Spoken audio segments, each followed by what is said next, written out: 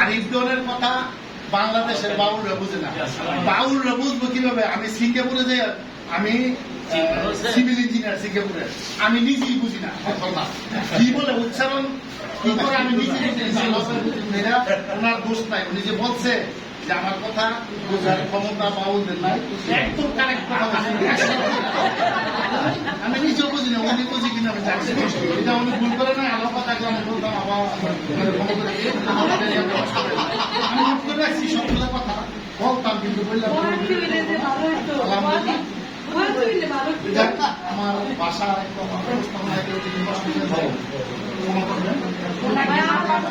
সংক্ষিপ্ত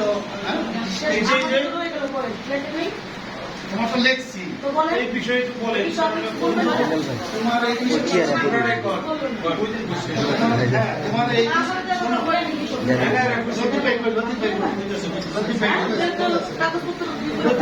তোমার কথা